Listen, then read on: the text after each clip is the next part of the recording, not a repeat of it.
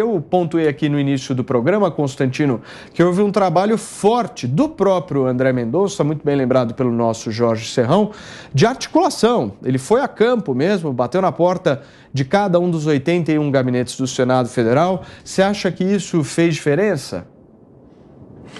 Boa tarde, Paulo. Com certeza fez, né? E ele teve muito tempo para isso, né? Ele teve 4 meses de calvário e ao mesmo tempo ele ganhou aí esse percurso todo para poder ir convencendo os senadores por conta da demora do Alcolumbre. Foi uma boa sabatina, ele respondeu de forma bem objetiva.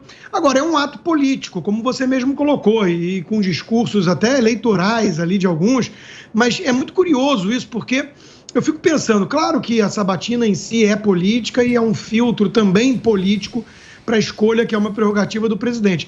Mas tem aqueles 2 quesitos básicos, né? Notório saber jurídico, ele preenche, reputação ilibada, ele preenche. Mas o mais importante, se eu fosse um senador, eu não desejo isso a mim, mas se eu fosse um senador, eu ia virar e falar assim: o senhor promete seguir a Constituição? E ninguém faz muito essa pergunta, porque não interessa ou não deveria interessar tanto o que ele pensa sobre diversos assuntos, né? O que você pensa sobre isso, aquilo e aquilo? O que importa ali é o que está na Constituição, ele não está lá para legislar. E aí eu chamo a atenção aqui para o momento, para mim, mais assustador da sabatina. O senador Fábio Contarato, né, dizendo que, além de meia culpa, ele achar que é uma culpa pela metade e não uma culpa minha em latim, né, tudo bem, até aí a própria relatora diz que a cada mulher morta 2 são negras, então deixa essas gafes de lado. Mas eu estou mais preocupado com o conteúdo mesmo, né? O senador Fábio Contarato querendo saber sobre a decisão da homofobia, do casamento gay, que é uma parte que lhe interessa, tudo bem, ele é militante nessa pauta, mas ele mostrou ali total descaso, desprezo mesmo pela Constituição. Ele quis saber se o ministro do Supremo seria um ativista, seria alguém que está disposto a empurrar a história e, às vezes, ir contra a maioria ou a Constituição, né? Então, é uma visão muito rasa e muito assustadora que alguns senadores têm, até alguns ministros que já estão no Supremo, da sua função ali. E isso, para mim, é que mostra o atraso do Brasil em relação, por exemplo, a uma Corte Suprema americana. É temerário. Outra coisa que eu queria chamar a atenção só é que Estado laico, sim, e por isso mesmo tem que ser um bom juiz, que vai seguir a Constituição, né? Mas não um Estado anticristão.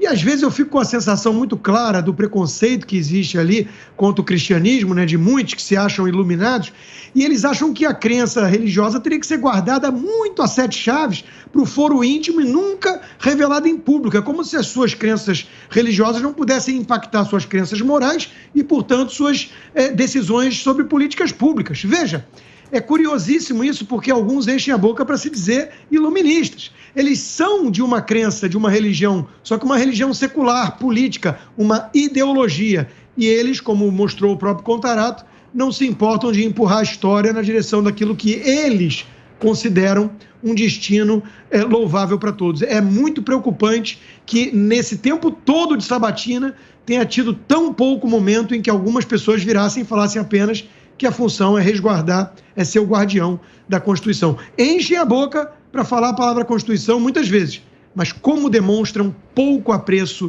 pela nossa Carta Magna. Ô Consta, mas quem colocou esse tema da pauta comportamental em discussão em relação a essa indicação não foi o próprio presidente da República, Jair Bolsonaro, quando ele coloca como um dos critérios de escolha dele alguém terrivelmente evangélico? Porque realmente essa discussão ela não estava em pauta, mas quando o próprio presidente da República coloca isso como um critério, naturalmente não vai haver uma discussão assim?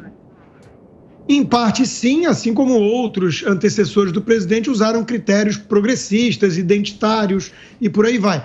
É verdade. Só que o que eu imagino que o presidente tenha em foco, em mente, quando fala isso, é alguém que entenda, por ser cristão, por ser evangélico, entenda a importância da guerra cultural justamente para ser lá um obstáculo, uma barreira àqueles que querem empurrar a história. Como o ato é político, ele precisa dos votos para ser aprovado, é óbvio que ali ele fez inúmeras concessões a esse tipo de discurso. Eu espero que, uma vez lá aprovado, ele seja mais firme na defesa da Constituição e que não seja tão garantista, como andou prometendo também em relação à leniência com marginais, que a nossa Constituição permite brechas, mas que não precisaria ser um Gilmar Mendes da vida para fazer valer a Constituição, né?